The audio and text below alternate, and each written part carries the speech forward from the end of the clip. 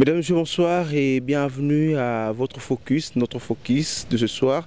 Et le focus de ce soir, c'est consacré à une dame. Je vous laisse découvrir qui est-ce que nous allons tourner nos caméras ce soir et on se retrouve juste après.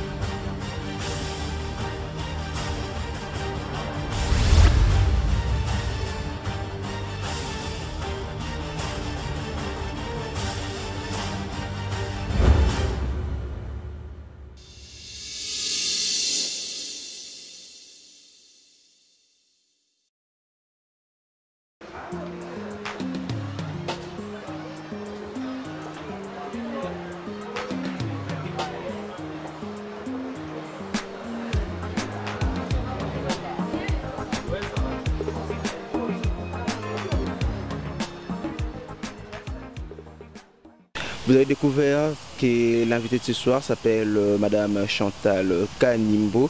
Bonsoir Madame. Bonsoir. Tout le monde vous connaît, Chantal Kanimbo. Le troisième nom, on ne l'a jamais découvert. Hein? Manyonga. Manyonga. Vous l'avez gardé pour vous-même? Non, il est dans tous les documents officiels et puis dans ma famille, on m'appelle aussi comme ça, Manyonga. Mais le grand public a gardé seulement Chantal Kanimbo. Si une autre personne parlait des Manyonga, ce sera quand même... on va se demander c'est qui. Hein? Oui, bon, il y a le prénom et puis le nom et le post-nom dans notre pays. Et donc souvent, on met l'accent sur le prénom et le nom et le post-nom. On les garde pour les documents officiels peut-être. Bon, parce que sinon ça fait long, Chantal Kanimbo Manyonga, c'est peut-être non. Bon, on s'arrête au prénom et au nom. Hier journaliste, président de l'UNPC, aujourd'hui rapporteur du CESAC. Vous dites quoi? Vous avez gravé tous les échelons, vous êtes à la fin ou bien votre vision, vous continuez? Non, les échelons, c'est dans mon entreprise, à la RTNC. J'ai quitté pour le moment avec le grade de sous-directeur. Et donc ce n'est pas encore les derniers échelons. Les derniers échelons, c'est directeur. Et j'espère qu'au terme de mon mandat, au Conseil supérieur de l'audiovisuel et de la communication, je vais retourner et me retrouver là-bas avec mon grade de directeur. Même si je suis en détachement, les statuts prévoient au cas où on doit pouvoir me donner une promotion, on doit pouvoir me les donner conformément au statut, même si je suis en détachement. Et donc j'espère qu'au bout de plus d'une dizaine d'années, au poste de sous-directeur, à la prochaine mise en place qui sera effectuée à la RTNC, je me retrouverai avec le grade de directeur. Certes, on va plus parler du CESAC, mais on va juste ouvrir une parenthèse sur votre carrière de journaliste. Vous continuez, qu'est-ce qui va se passer après le CESAC? Vous envisagez quoi? Vous revenez comme journaliste ou bien vous êtes sorti, c'est fini? Non, normalement je suis en détachement. Et donc au terme de mon mandat, je devrais retourner à la RTNC. Ça ne sera pas facile de retourner en tant que journaliste? Non, pourquoi pas? C'est un mandat, c'est un service public rendu à la nation pour améliorer le contenu des médias congolais. Et donc j'espère que nous allons ne serait-ce que parcourir la moitié du chemin après notre mandat. Ce n'est pas une tâche aisée dans la mesure où des très mauvaises habitudes se sont installées, incrustées dans les médias congolais qui sont parfois même assez récalcitrants aux corrections pour les ramener dans le cadre normal de l'exercice de la liberté de la presse. Et donc j'espère qu'on aura fait la moitié du chemin pour améliorer les contenus des médias conformément aux vœux du législateur congolais. Vous insistez plus sur la montée du chemin, on va y revenir, là c'est le cas de CESAC, mais vous allez en détachement avec le grade des sous-directeurs.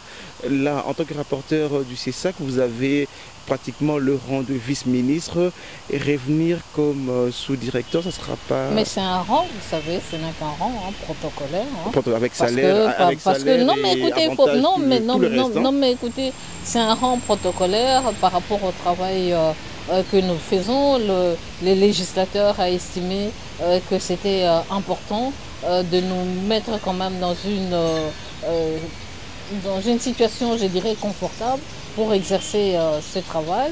qui n'est pas un travail facile. Le rang de vice-ministre ou de ministre, ce n'est qu'un rang protocolaire. Nous ne sommes ni ministres, Protocolaire avec ni avantage et vice-ministres. tout ce qui en suit. Oui, hein. mais c'est normal. Il faudrait bien, pour le travail que nous faisons, il faudrait nous détacher de certaines préoccupations matérielles et même de certaines tentations pour assurer la survie. Et donc le législateur a pensé que c'était important de nous donner une situation confortable. On va très vite refermer ces parenthèses sur vous. La dernière petite question que j'ai envie de vous poser, vous êtes arrivé rapporteur de CESAC avec quel parapluie? Ben, vous m'étonnez beaucoup, il n'y a pas de parapluie hein, pour arriver au CESAC. La loi organique... On a été plus habitué. Non, mais c'est une mauvaise habitude justement. Corrigez là. C'est une mauvaise habitude, c'est le travail que nous faisons justement qui concerne les médias. C'est une mauvaise habitude parce qu'il y a une loi organique portant composition, attribution du Conseil supérieur de l'audiovisuel et de la communication. Et dans cette loi, il y est clairement déterminé les différentes composantes qui doivent désigner leurs délégués au sein de cette institution d'appui à la démocratie. Si vous voulez, je peux vous le dire, le président de la République désigne une personne, l'Assemblée nationale désigne 2 personnes, le Sénat désigne 2 personnes, le barreau désigne une personne parce que le législateur a voulu qu'il y ait un équilibre entre les professionnels et des personnes venant d'autres horizons justement pour faire ce travail de régulation des médias. Il y a une personne qui vient de la magistrature, désignée par la magistrature. Il y a une personne qui vient désignée par les professionnels de la publicité. Il y a 4 personnes qui viennent du secteur des professions, des organisations professionnelles. Je pense que je n'ai oublié personne. Voilà, donc c'est ça la composition du Conseil supérieur de l'audiovisuel et de la communication telle que déterminée par les législateurs. Et donc il n'y a pas besoin d'avoir un parapluie. Il faut aller auprès des organisations des différentes composantes, venant des différentes composantes qui ont organisé leurs élections pour désigner leurs délégués, ou la magistrature a désigné, ou le barreau a désigné un avocat, et ainsi de suite. Donc il n'y a pas besoin d'avoir un parapluie pour être au Conseil supérieur de l'audiovisuel et de la communication. Moi, j'ai été élu par les organisations de défense des droits des journalistes, et donc voilà, ça a été très démocratique, cette désignation. Je pense que les législateurs voulaient justement que ça se passe de cette manière-là pour que ça soit transparent et démocratique. Et en parcourant la liste de membres de l'Assemblée générale du CESAC, apparemment la plupart sont journalistes. Il faut nécessairement être journaliste pour faire partie du CESAC, à part être le président qui fait aussi un journaliste. Donc, pratiquement tout le monde est journaliste là-dedans. Non, mais justement, c'est ce que je vous ai dit. Le législateur a voulu qu'il y ait un équilibre entre les professionnels de la presse et des personnes venant d'autres horizons. Oui, j'avais oublié une personne, hein, venant des associations des parents d'élèves et étudiants de la République démocratique du Congo. Justement, nous, avec notre regard très impliqués dans les médias, et les autres venant d'autres secteurs avec leur regard détaché des médias, justement pour voir comment ramener les médias à respecter les normes édictées en ce qui concerne l'exercice de la liberté de la presse. Madame, vous venez de l'évoquer, le rôle du CESAC, mais quand on regarde sur le terrain aujourd'hui, c'est comme si on ne sent pas très bien que le CESAC est présent et en train de faire vraiment le travail. Qu'est-ce qui se passe réellement? Vous voulez sentir le CESAC de quelle manière? On a été peut-être mal habitué avec à l'époque la fameuse autorité de médias où on sentait que la AM suivait. Aujourd'hui le CESAC qui est pratiquement la suite logique du AM, mais c'est comme si on ne vous sentait pas vraiment en train de réguler le média congolais. Ben, je ne comprends pas, hein. Franchement je ne comprends pas le sens de la question, parce que réguler les médias c'est autant une procédure pédagogique qu'une procédure de sanctions. Et donc, si nous préférons... Quelle est votre mission en fait? Quelle est la mission du CESAC? Vous avez une mission de procéder pédagogique ou vous avez procédé des sanctions? Vous devez sanctionner? Non, les missions du Conseil supérieur de l'audiovisuel et de la communication, j'ai la loi. Si vous voulez, oui, je peux lire, pour ne pas dire que ça vient de moi. C'est le législateur qui a prévu.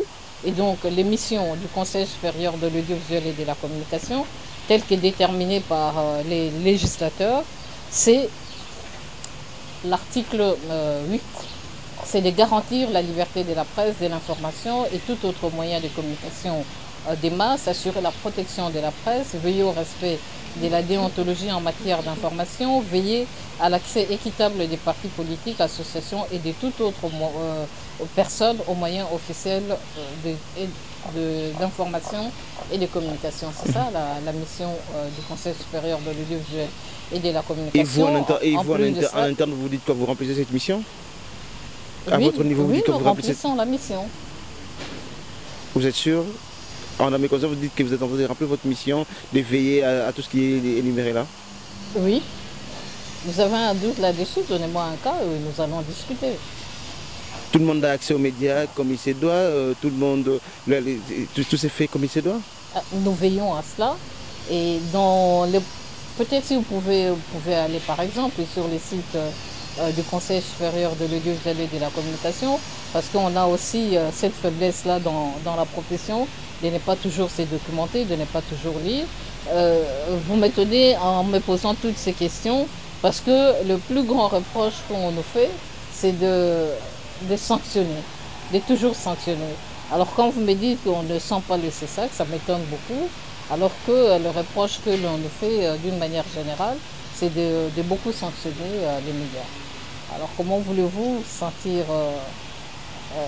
on va donner des exemples aujourd'hui. C'est ça qui est présent. Lorsque vous mettez à regarder la télévision congolaise aujourd'hui, vous dites que cette télévision congolaise, elle a un organe de régulation derrière elle? Il y a un organe de régulation derrière elle. Je ne voudrais pas citer des médias qui ont été sanctionnés. Nous avons, conformément à la loi, quand nous sommes arrivés, demandé aux médias de nous transmettre leur grille des programmes, dans le secteur audiovisuel notamment, leur grille des programmes. Il a fallu s'y prendre à plusieurs reprises, avec des menaces, malheureusement, pour avoir les grilles de programmes des chaînes de télévision et des radios qui existent dans notre pays. Nous avons analysé ces grilles de programmes. Malheureusement, le constat est là, ces grilles de programmes n'en sont pas réellement des grilles de programmes. Exactement. Ces grilles de programmes ne respectent pas les dispositions légales fixées par la loi, notamment le cahier des charges, parce que nous avons pour mission de faire appliquer le cahier des charges. Et le cahier des charges édicté par le gouvernement, signé en principe par tous les médias qui évoluent en République démocratique du Congo, recommande par exemple, en ce qui concerne la répartition d'antennes des différents programmes, en ce qui concerne les actualités et magazines, il faut avoir au moins 35%. En ce qui concerne des productions liées à l'éducation, à la santé, à l'environnement, à la jeunesse et à la promotion de la femme, 25%. Des productions en rapport avec la culture, le sport et la détente, 20%. Économie et développement, 10%. Publicité, 10%. Quand nous avons examiné les grilles des programmes des différentes chaînes de télévision qui avaient déposé ces documents auprès du Conseil supérieur de l'audiovisuel, il y en a très peu qui respectent cette répartition d'antennes. Il y en a d'autres, il est même difficile d'ailleurs de faire une classification des différents programmes qui sont diffusés.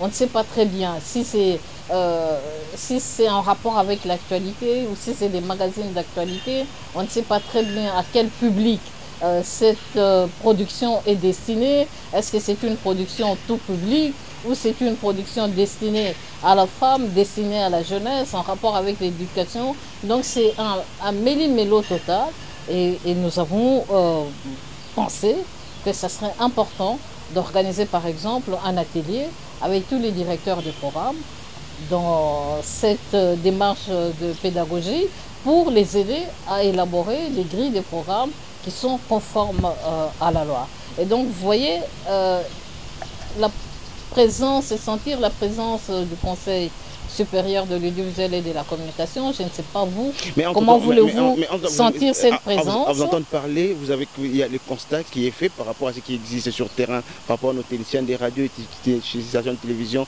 Mais le CESAC, c'est comme si vous avez choisi d'être large et accepter les choses telles qui se passent de cette façon-là, sans grille de programme, sans programme adéquat, et vous acceptez ça comme ça?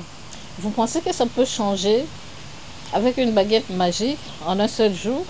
Si vous appliquez la loi, ça Non, pourrait changer non, peut-être. non, non, non. Si nous appliquons la loi avec la rigueur qui s'impose, tous les médias seront fermés. Autant mieux En fermer, République démocratique autant du mieux fermer Congo. tous les médias. Ah ben, si vous êtes d'accord que nous puissions fermer, nous allons fermer. Or, ça sera une mauvaise chose que de fermer de manière aussi brutale tous les médias parce que il y a des mauvaises habitudes, comme je l'ai dit au début, qui se sont installées dans ce pays. Il faut aider plutôt les médias à améliorer, parce que c'est ça notre mission. Nous devons garantir l'exercice de la liberté de la presse et donc nous n'avons pas à fermer systématiquement les médias parce qu'ils n'ont pas respecté les dispositions légales en la matière. Il faut les aider à améliorer, à élaborer d'abord une grille de programme digne de ce nom. Et ça, dans les jours à venir, si les moyens suivent, nous allons organiser cette rencontre avec les directeurs de programme pour les aider à améliorer l'élaboration d'une grille de programme. Nous allons également peut-être avoir aussi un atelier avec les producteurs pour les aider à élaborer les cahiers de charges de leurs émissions, parce que nous avons constaté que malheureusement, les cahiers de charges de certaines émissions, de la plupart des émissions produites par nos médias congolais dans l'audiovisuel, ne répondent pas aux normes, et donc nous allons travailler à les aider à s'améliorer. Parce que c'est ça notre travail, c'est la mission que le législateur nous a donnée. Quand vous lisez la loi dans l'exposé des motifs, le législateur a pensé instituer cette instance de régulation des médias parce que le législateur a observé qu'il y avait beaucoup de dérapages, parce qu'on ne respecte pas les normes, on ne respecte pas le code de déontologie et d'éthique professionnelle. Et donc c'est un travail de longue haleine. Les résultats, on ne pourrait les percevoir peut-être pas en 2015 ou 2016 à la fin de notre mandat. C'est un travail de longue haleine. Peut-être ça prendra beaucoup de temps parce que la culture de la régulation aussi, c'est quelque chose que nous sommes en train d'apprendre. C'est vrai qu'il y a eu la haute autorité des médias pendant la transition qui a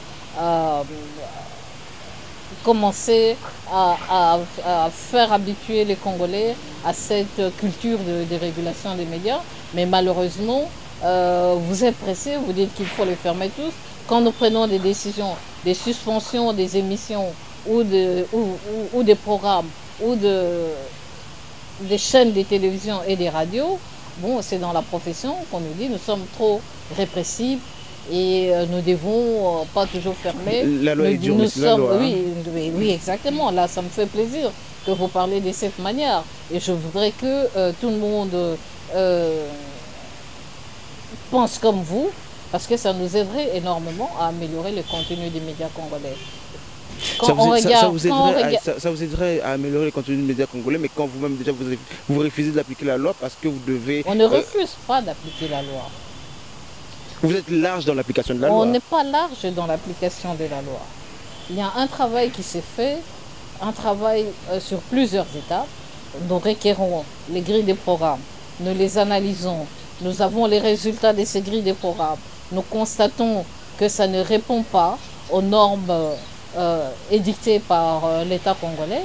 Nous allons organiser un atelier pour aider les directeurs de programmes à améliorer leur grille des programmes, à savoir comment élaborer la grille des programmes. Et puis vous savez pourquoi il n'y a pas de grille des programmes dignes de ce nom? Parce que malheureusement, là encore, il y a une violation de la loi. Ceux que l'on désigne comme directeurs de programme n'en sont pas, J'allais justement en arriver là, madame. dignes parce qu'ils n'ont aucune expérience. On prend la première personne venue et on nomme directeur de programme et qui n'a aucune qualification professionnelle, alors que la loi oblige à ce que le directeur de programme ou les directeurs de publication soient des professionnels avec une expérience avérée, une expérience démontrée justement pour pouvoir bien gérer les médias. Malheureusement, le constat est là aussi. Et là, dans le contrôle, il y a des missions de contrôle qui sont en train d'être effectuées dans les médias congolais. Il y a notre collègue Magui Kinkela qui a déjà visité quelques médias.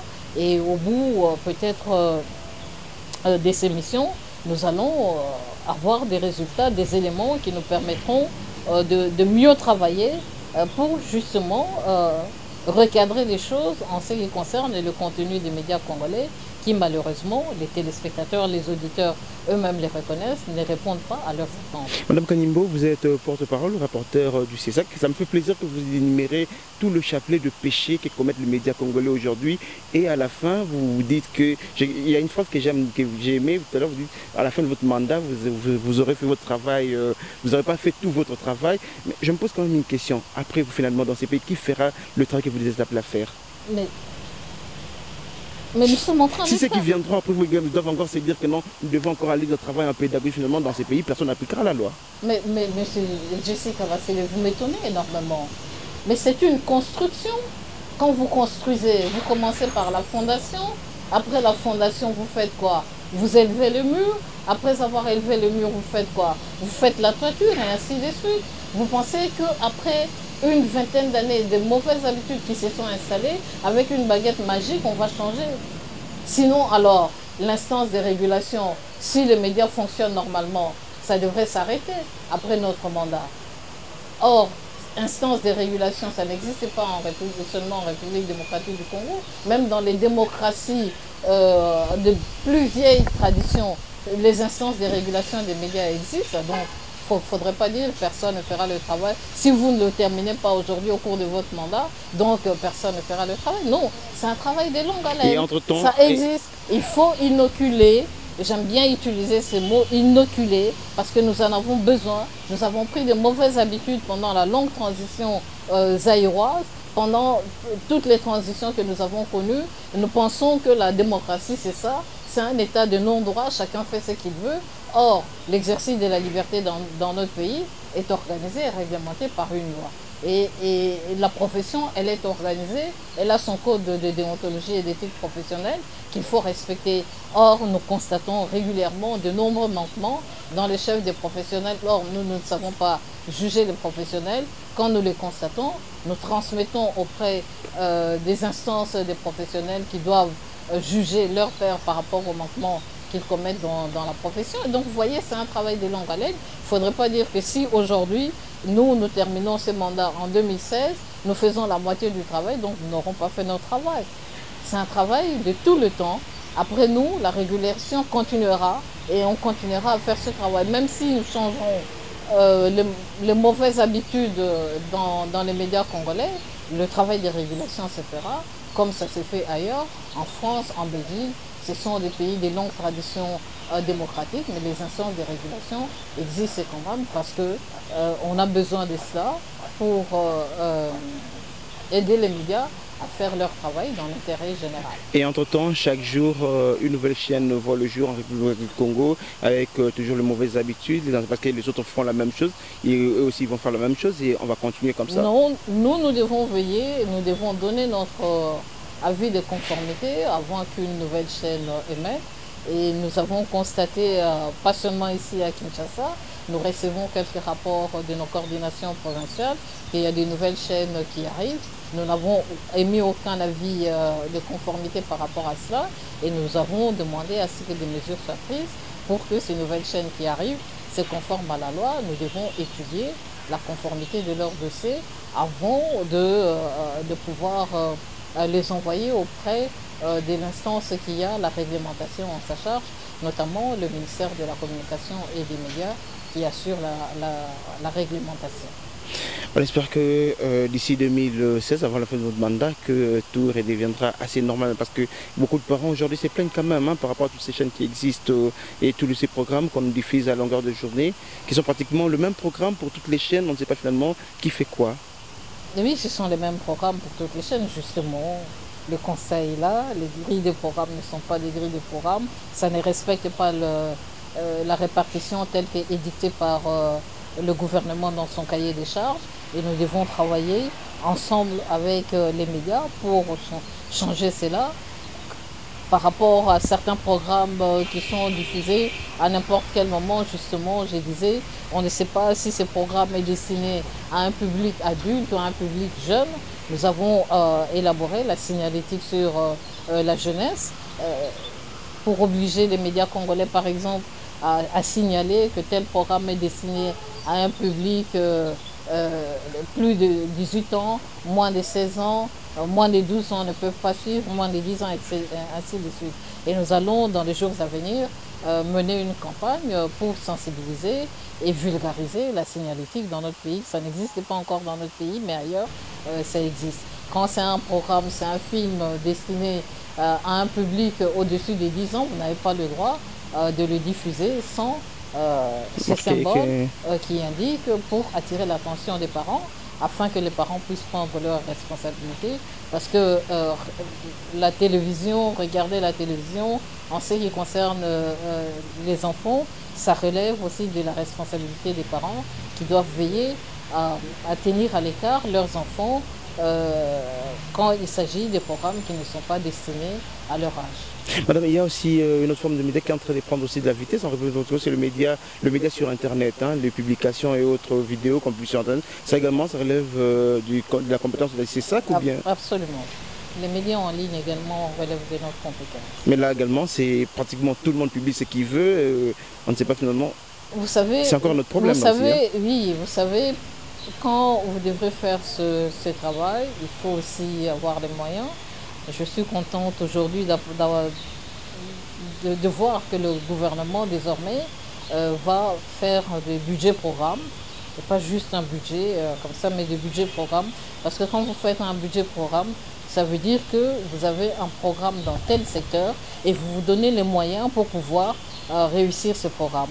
Et nous, au niveau du Conseil supérieur de l'audiovisuel et de la communication, il nous faut beaucoup de moyens pour faire ce travail de régulation des médias. Vous parlez des médias en ligne, c'est pas donné. Il faut avoir les moyens pour pouvoir suivre les médias en ligne et pouvoir les réguler. Même ailleurs, des pays développés, c'est pas évident pour eux de pouvoir réguler les médias en ligne, mais c'est dans nos attributions et nous devons le faire. Et pour le faire, nous devons nous donner les moyens nécessaires pour y arriver. Bon, malheureusement pour 2013, le budget que nous avions sollicité auprès de l'État congolais, nous ne l'avons pas obtenu. Et donc, avec la faiblesse des moyens que nous avons, nous essaierons de faire le mieux que nous pouvons pour réguler les médias. Madame Kanimbo, Kinshasa, déjà, on a plus de 50 chaînes de télévision. Nous battons aujourd'hui le record d'Afrique. Hein? Oui, c'est une bonne chose. Ça aurait pu être une bonne chose si le contenu répondait également aux attentes des téléspectateurs. Malheureusement, ce n'est pas le cas. Bon, je pense que tout cela va se réglementer aussi. Ailleurs, il n'y a que chez nous qu'on voit autant de chaînes émettre en clair. Ailleurs, toutes les chaînes de télévision n'émettent pas en clair. Ce sont des chaînes qui sont codées. Il faut avoir comment on appelle ça? Les décodeurs. Un décodeur, oui, un décodeur pour pouvoir accéder à ces chaînes. Parce que c'est là justement le problème. Toutes ces chaînes, qui sont toutes généralistes, qui émettent en clair. Bon, parfois on dit qu'elles sont généralistes, mais on ne sait pas très bien si elles sont effectivement généralistes, parce que justement c'est un cafouillis dans les grilles des programmes. Et comme je vous ai dit, au risque de me répéter, ce travail, nous devons le faire ensemble. Travailler d'abord sur la grille des programmes, parce que la grille des programmes, c'est ça le reflet de la télévision, et cette grille de programmes doit pouvoir répondre à un besoin. Avons-nous besoin d'avoir autant de chaînes qui émettent en clair? Parce que nous avons observé qu'il y a des chaînes au départ avaient commencé comme étant des chaînes thématiques, mais aujourd'hui qui sont devenues généralistes. Et tout ça, c'est un travail à faire, pas seulement au niveau du Conseil supérieur de l'audiovisuel et de la communication, mais en collaboration avec le ministère de la Communication et des Médias, qui a pour compétence de réglementer tout cela, parce que avant que les chaînes ne les commencent, c'est vrai que nous devons donner notre avis de conformité. Et cet avis de conformité est important, parce que justement, ça permettrait de limiter je dirais les dégâts, parce que si nous donnons notre avis de conformité avant l'attribution des fréquences, par exemple, ça permettrait de savoir, de regarder la grille des programmes et de voir qu'est-ce que cette chaîne veut proposer aux Congolais. Pour la création d'une chaîne de télévision, le CESAC intervient à quel niveau? Juste pour donner l'avis de conformité ou bien dès le départ? À quel niveau le CESAC intervient? Justement, c'est ça que je vous dis. L'avis de conformité doit pouvoir être donné avant l'attribution de fréquences. Ça, c'est ce que dit la loi. Mais comment c'est passé chez nous? Et donc, vous amenez votre dossier au niveau du Conseil supérieur de l'audiovisuel et de la communication. Les dossiers qui comprend tous les éléments énumérés dans la loi du 22 juin 1996 qui fixe les modalités de l'exercice de la liberté de la presse, notamment le numéro de registre de commerce, le numéro d'identification nationale, les extraits des statuts de la société, extraits des casiers judiciaires pour le directeur des programmes, ainsi que du propriétaire de l'entreprise, ainsi je ne pas tout ça dans ma mémoire. Et donc vous amenez tout cela, nous examinons et nous constatons, avec la grille des programmes bien entendu, nous regardons, nous vérifions pour voir si c'est conforme aux dispositions légales et nous donnons notre avis au niveau de l'RPTC pour dire voilà, ça c'est des documents qui répondent aux normes. Donc vous pouvez attribuer la fréquence. Et quand vous attribuez la fréquence, peut-être vous allez au niveau du ministère de la Communication et des Médias pour faire votre déclaration. Et voilà, vous allez... Et bizarrement, c'est comme si ici c'est le contraire qui s'est fait, vous êtes quelqu'un à sa fréquence et il revient Oui, malheureusement, c'est le contraire qui s'est fait. C'est comme ça que nous disons, il faut d'abord avoir l'avis de conformité du Conseil supérieur de l'audiovisuel et de la communication, tel que le législateur l'a prévu, pour éviter tous les dégâts que nous constatons aujourd'hui dans les médias. Bizarrement, à vous entendre parler, on sent que vous avez de la matière, vous connaissez ce que vous devez faire, mais curieusement, ça ne s'est fait pas. J'y reviens encore à ce que je disais. Pourquoi vous dites que ça ne se fait pas? Quand nous demandons, transmettez vos grilles de programme, et que les médias transmettent les grilles de programme, nous analysons les grilles de programme. Excusez-moi, nous analysons les grilles de programme. Nous constatons que ces grilles de programme ne répondent pas aux normes. Mais j'ai déjà ma fréquence avec moi. Non, mais ça nous avons trouvé ça.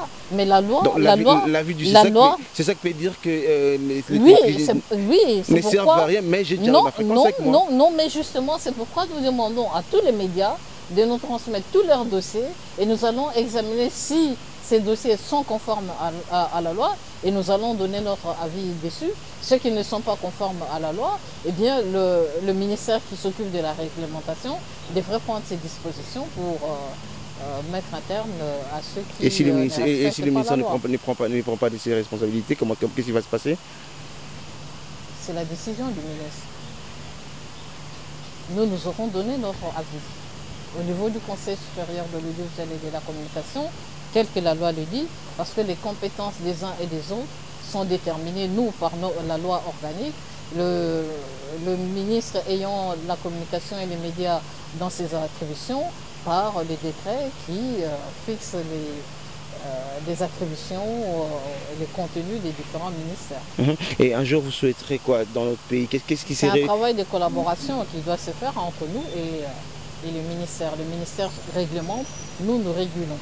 Alors, dans notre pays au monde, le ministère de médias n'existe pas. Il y a juste l'entreprise qui fait la régulation de médias. C'est mieux, ça serait un bon exemple pour nous ou bien chez nous, ça marche très bien? Non, je ne sais pas le contexte qui a déterminé la décision de ne pas avoir de ministère de la communication des médias ailleurs. Nous, peut-être le contexte dans notre pays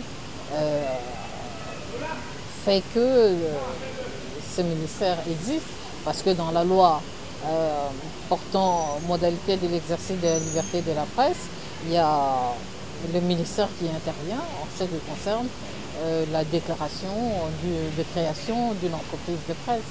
Et donc moi je ne pourrais pas dire parce qu'ailleurs ça n'existe pas, et ici il faudrait que ça n'existe pas non plus. Les différentes décisions qui sont prises par les uns et les autres sont déterminées par leur perception, par leur vision, par leurs besoins.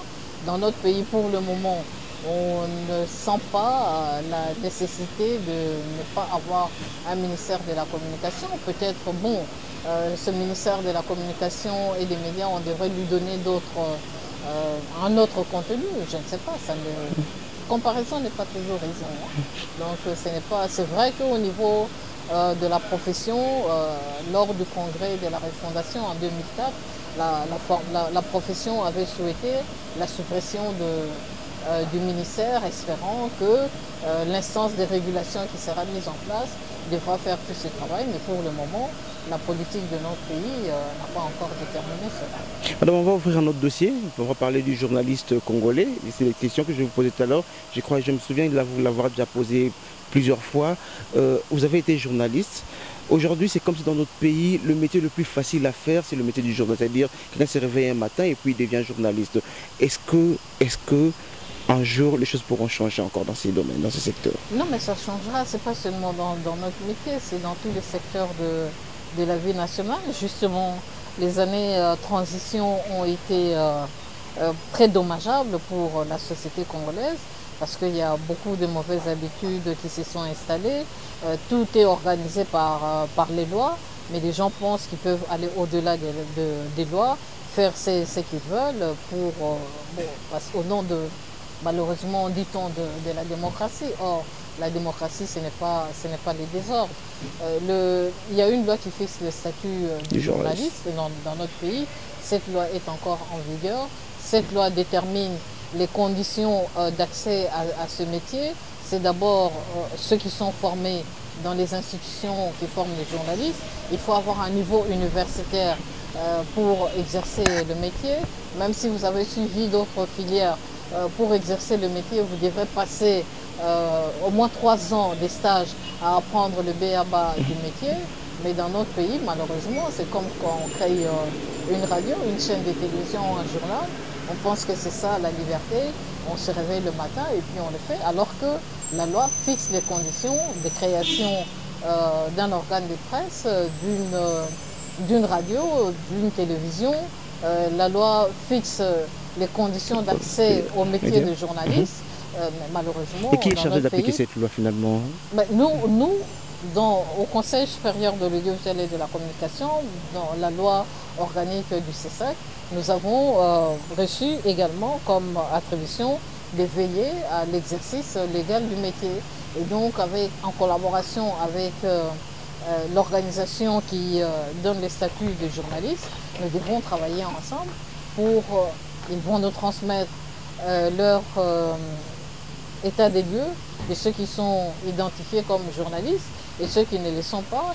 Et dès qu'on les surprendra en train d'exercer ce métier, nous avons également comme devoir d'aider la profession. Là également, vous allez procéder encore par la pédagogie ou bien vous allez carrément appliquer... Non, quand c'est l'exercice illégal du métier, c'est même dans la loi du 22 juin 1986, les conditions sont déterminées pour l'exercice illégal de ce métier. Mais entre-temps, le métier est en train de descendre trop bas aujourd'hui. Hein? Il faut interpeller la profession. La profession a elle-même... Et nous interpellons c'est ça qui est chargé d'appliquer la loi. La profession elle-même a d'abord l'obligation de protéger la profession et de veiller à ne pas laisser n'importe qui exercer ce métier. Parce que justement, au niveau du congrès de la refondation, quand nous y avons tous été, on a donné la mission à l'Union nationale de la presse du Congo d'identifier les journalistes pour mettre justement un terme à cela. Or, si vous permettez que j'en parle, allez-y, vous étiez président. Qu'est-ce que nous avons constaté? C'est comme si tous les Congolais sont devenus récalcitrants à la loi.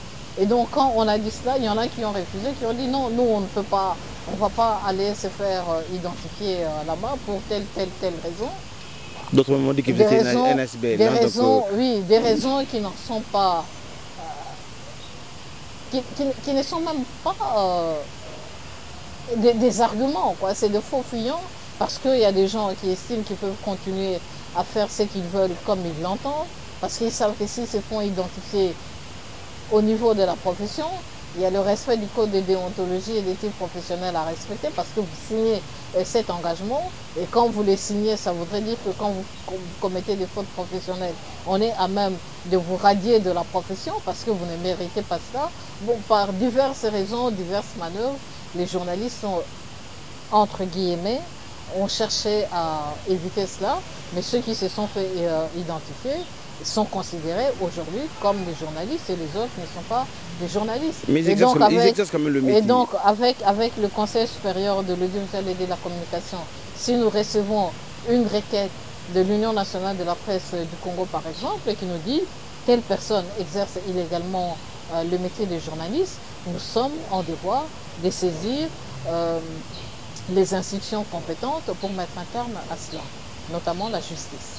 Mais entre-temps, tant que l'INPC ne vous aurez pas saisi, donc on restera avec le mouton noir, comme on les appelle, non? L'Union nationale de la presse du Congo doit nous saisir.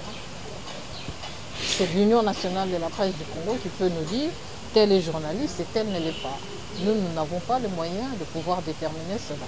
Entre-temps, ça reste comme ça. Entre-temps, interpeller l'Union nationale de la presse du Congo. Nous essayons de faire, madame, on est pratiquement presque à la fin de notre temps de ce soir. L'actualité, c'est le grand retour de l'abbé Apollinaire Malou Malou, qui dans des spéculations dans les couloirs politiques, on cite son nom, à la CENI. Votre réaction, vous aimeriez le voir? Je n'ai aucune réaction par rapport à ça. Je n'ai aucun pouvoir par rapport à ça. Non, il y a des différentes composantes qui ont le pouvoir et la compétence de désigner leurs délégués au sein de la Commission électorale nationale indépendante. Qu'on désigne tel ou tel, nous allons concéder quand ces différentes composantes se mettront d'accord au niveau du bureau de l'Assemblée nationale et qu'on rendra publique la liste des différents membres de la Commission électorale nationale indépendante. Je n'ai aucun pouvoir de m'exprimer sur la candidature de qui que ce soit. On va terminer, madame, à mi-parcours de votre mandat. Dans 3 ans, pratiquement, vous allez finir. Vous êtes à quel niveau? Vous dites quoi? Vous êtes pratiquement dans le bon par rapport au travail qu'on vous a donné, ou bien il y a encore beaucoup de choses à faire? Il y a beaucoup de choses à faire et malheureusement, ces 2 premières années, nous n'avons pas eu les moyens nécessaires justement pour financer les différentes activités de notre programme. Des missions que le législateur nous a confiées. Nos coordinations provinciales dans les différentes provinces sont mal logées, malheureusement, dans pratiquement toutes les provinces qui n'ont même pas de bureau. Et donc là, c'est difficile de faire le travail de régulation. C'est difficile de faire le monitoring des médias congolais. C'est difficile pour eux de faire la régulation et de constater ce qui s'est fait au niveau des coordinations provinciales. Tout simplement parce que nous n'avons pas pu avoir les moyens nécessaires pour renforcer les capacités de ces coordinations provinciales et de compléter la composition de ces coordinations provinciales conformément à la loi. Nous espérons que l'année prochaine, le budget qu'on va donner au CESAC, notamment c'est une dotation telle que la loi le prévoit. L'État congolais devrait donner une dotation au Conseil supérieur de l'audiovisuel et de la communication pour lui permettre de remplir ses missions. Sans moyens, je pense que même le gouvernement en est conscient. Quand vous n'avez pas les moyens, il est difficile de mettre en œuvre votre politique, il est difficile de remplir vos missions. Et donc nous devons travailler ensemble avec le gouvernement pour que l'année prochaine, qu'on puisse permettre au Conseil supérieur de l'audiovisuel et de la communication d'avoir sa dotation pour pouvoir remplir ses missions. Juste une indiscrétion avant de terminer. Votre budget, il est de combien, le budget de CESAC? Le budget de... Si ce n'est pas un secret, bien sûr. Non, ça ne peut pas être un secret. Pourquoi ça devrait être un secret? Le budget pour 2013, le budget que nous avons proposé au gouvernement était, si je ne me trompe pas, je n'ai pas les chiffres, disons c'était à peu près de 20 millions de dollars. Et c'est ce que vous avez reçu?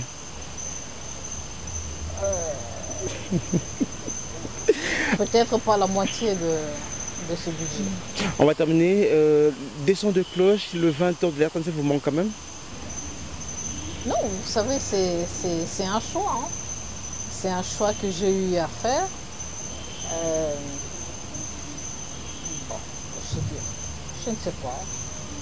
C'est un choix qui a été difficile, mais un choix quand même qui était déterminant pour moi, en me disant, bon, j'ai exercé ce métier pendant autant d'années. J'ai servi la profession au sein de l'Union nationale de la presse du Congo pour aider justement à améliorer la qualité des journalistes. Peut-être que je peux continuer à faire ce travail au niveau du Conseil supérieur de l'audiovisuel et de la communication, parce que même au niveau de la profession, nous-mêmes, nous avons déploré la mauvaise qualité de contenu des médias congolais. Et donc je me suis dit, bon, peut-être que je pourrais encore servir aussi de ce côté-là. J'y vais, c'est vrai, j'ai exercé ce métier pendant toutes ces années, c'est vrai, ça peut me manquer, mais bon, c'est un choix que j'ai eu à faire et donc il faut que je l'assume. Il y a un livre que j'aime bien, que j'ai lu d'ailleurs, de Patrick Poivre-d'Arvor. En quittant le 20h de TF1, il a écrit pour dire à très bientôt. Vous avez dit quoi? À bientôt aussi, dès que mon mandat sera terminé. On va vous retrouver Je suis en détachement, non? Je retournerai à la RTNC. en tant que directeur, comme vous le dites. Mais j'espère que à la prochaine mise en place, ma promotion sera assurée après autant d'années au poste de sous-directeur.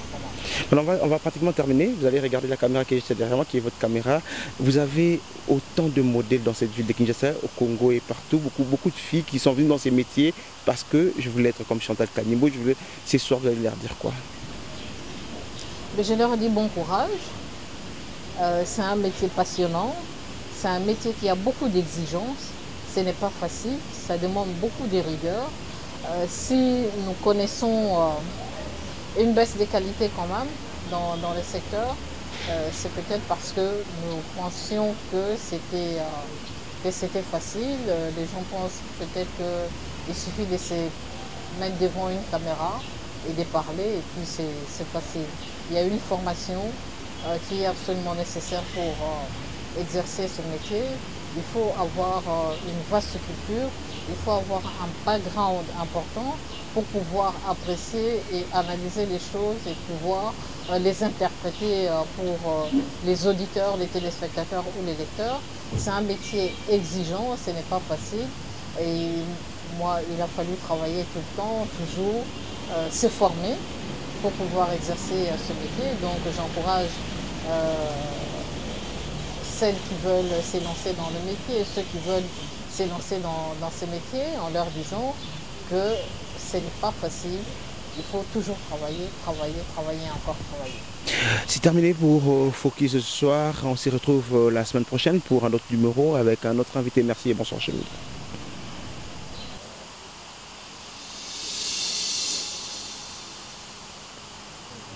Ça va? C'était bon ou pas?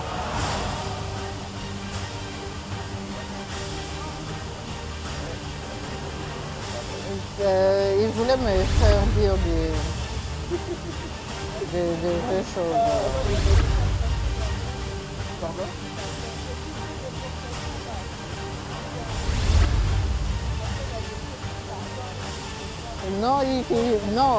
Non, lui, il s'est documenté. Il est professionnel. Il y en a un qui sait qu'il ramasse dans la rue, à gauche, à droite, il vient, il parle. Et puis tu te rends. Et il connaît même pas.